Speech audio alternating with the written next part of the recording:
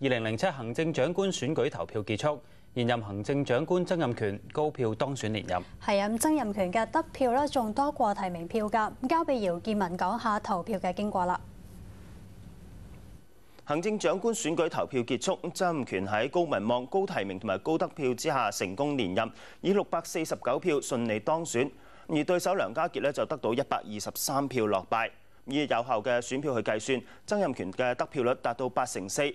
曾蔭權喺發表當選宣言嘅時候話：今次選舉鞏固咗政制發展嘅基礎。又話透過今次嘅選舉可以凝聚社會。先由范以明講下曾蔭權當選之後嘅感受。先生所得嘅票數係649票。宣布當選嘅一刻，曾蔭權眼泛淚光。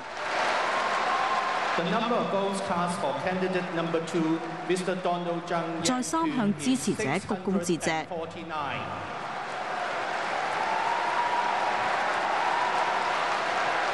號候選人曾蔭權先生喺選舉中取得超過佢嘅太太隨即上台以示支持。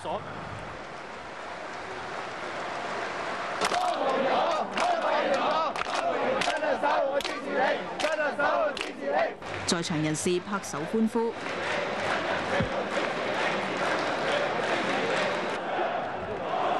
曾蔭權又同支持佢嘅選委握手同擁抱。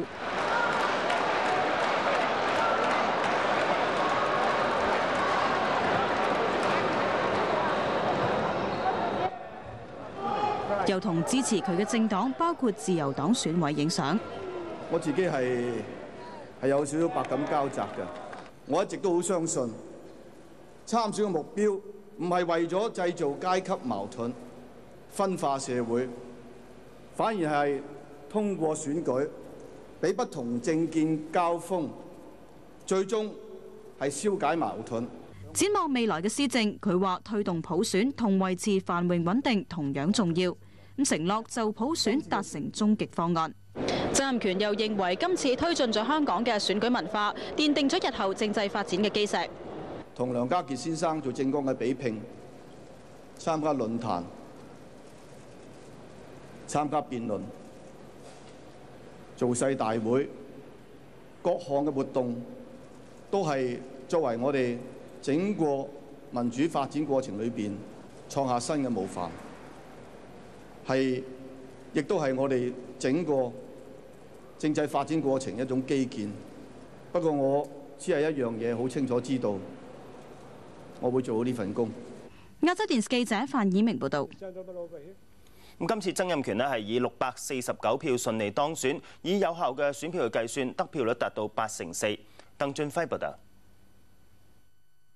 1號候選人梁家傑先生所得嘅票數係123票。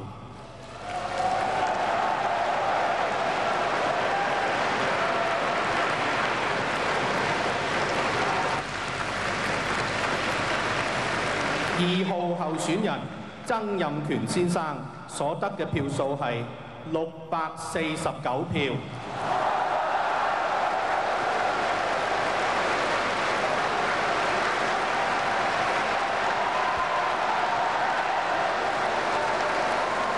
2號候選人曾蔭權先生喺選舉中取得超過一半嘅有效選票，所以我根據行政長官選舉條例第28條宣布2號候選人曾蔭權先生當選。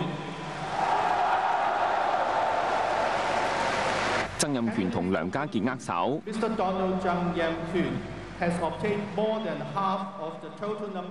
為呢一場行政長官選舉畫上句號。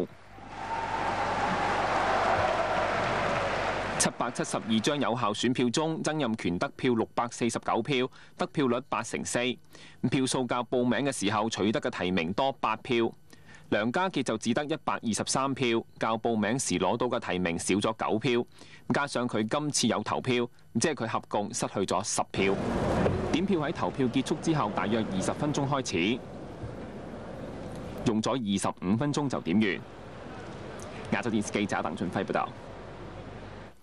成功連任嘅曾蔭權喺當選之後，隨即乘坐開篷巴士去到港九新界多個地區，答謝市民對佢嘅支持。吳定欣報道。多謝你哋，我得到你嘅支持，好榮幸今日能夠當選咗第3屆嘅特區行政長官。我親身嚟多謝你哋對我嘅支持。支持曾蔭權！成功連任嘅曾蔭權喺太太同助選團陪同之下，乘坐開篷巴士落區，答謝市民嘅支持。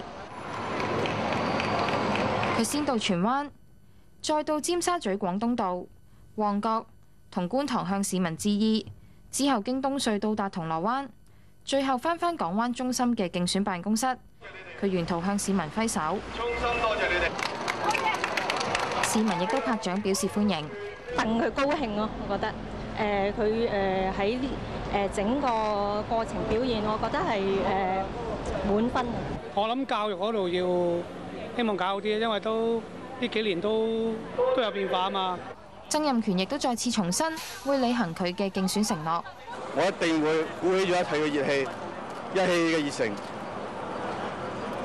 將來5年一定全力衝刺，多謝你哋嚇。亞洲電視記者吳定欣報導。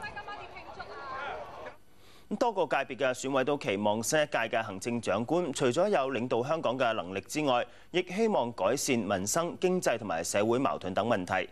由陳國陽報導。今次行政長官選舉一共有789名選委投票，不過最後點票就只係得788張選票。係咪少咗一張啊？我都知道係少咗一張。選管會最後喺其中一個投票間入面發現呢一張選票，不過選管會話唔會影響選舉結果嘅有效性。譬如一個選舉委員入咗票站，佢攞咗張票。咁佢點樣投票呢？係佢自己嘅抉擇嚟嘅。我唔可以一定係左右佢點樣投票嘅意欲。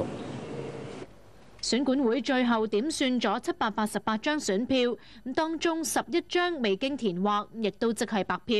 咁4張就冇用到選管會提供嘅印章蓋印。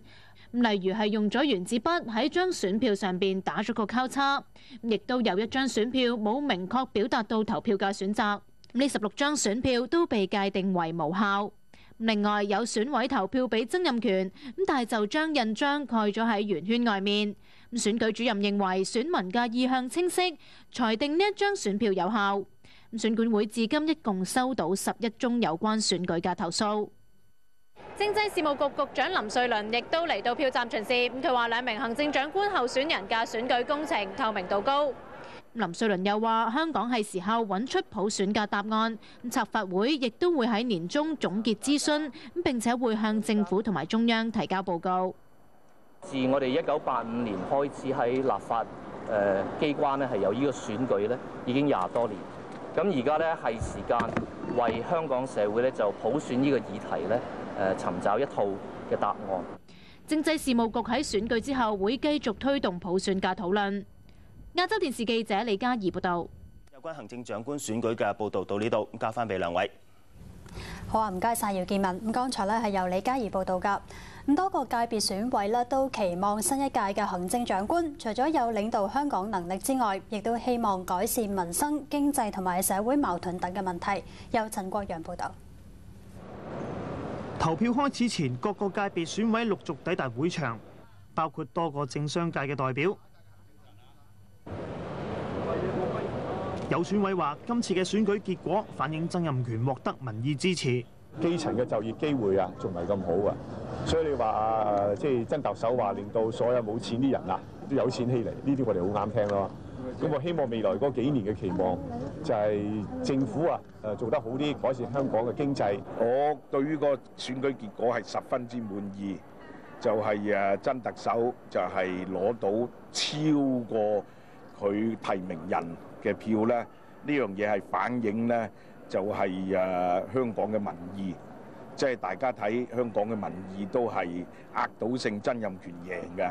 我哋香港如果面對一個比較嚴重嘅貧富懸殊嘅問題，咁我哋希望特首咧能夠係將呢個基本問題能夠解決啦。選委李嘉誠喺投票後離開會場，期間被示威人士包圍。李嘉誠強調，佢依程序完成投票。我唔會投白票，一定唔投白票。今次選舉合共有795名選委有權投票，選管會亦特別安排公眾席俾市民觀看點票過程。亞洲電視記者陳國陽報導。中聯辦、外交部駐港特派員公署同駐港解放軍部隊分別向曾蔭權發出賀電，對曾蔭權高票當選表示熱烈祝賀。中聯辦喺賀電中話：曾蔭權自05年擔任行政長官以嚟，堅定不移落實一國兩制嘅方針同基本法，領導特區政府貫徹強政勵治、締造和諧同埋福惠雲開嘅施政理念，得到市民嘅支持同埋擁護。相信喺中央嘅大力支持下，佢憑藉住對香港嘅熱誠、豐富嘅行政管理經驗同市民嘅高度信任，曾蔭權一定能夠帶領市民共創香港美好嘅未來。至於另一名候選人梁家傑以123票落敗，得到嘅票數少過提名票，佢唔願意猜測個中原因，但強調5年之後會捲土重來。洪依文報導。落敗嘅梁家傑知道結果之後，主動上前同曾蔭權握手。佢總共得到123票，較取得提名票時少咗9票。梁家傑就話唔願意猜測邊個冇投票俾佢，重申會尊重投票結果，並會喺5年之後捲土重來。社會對於往後嘅特首選舉更加有期盼，更加有要求。我會更加努力去裝備自己，喺2012年捲土重來。佢又感謝市民喺競選期間對佢嘅支持，會將今次競選凝聚到嘅力量轉化為行動，繼續監察政府。梁家傑就形容為咗參與選舉工程，過咗一段非人嘅生活，踏出投票站嘅一刻就可以重新過返正常嘅生活，包括多啲接觸市民同聽取佢哋嘅意見。本身係資深大律師嘅梁家傑，04年空降九龍東當選立法會議員，今年初更加宣布參選行政長官。我哋由冇入場券變成有入場券，我亦都由一個參選人變成今日嘅候選人。短短2年間，由走上街頭參與直選到競逐特首，梁家傑形容係一次奇妙嘅旅程。亞洲電視記者洪以文報道。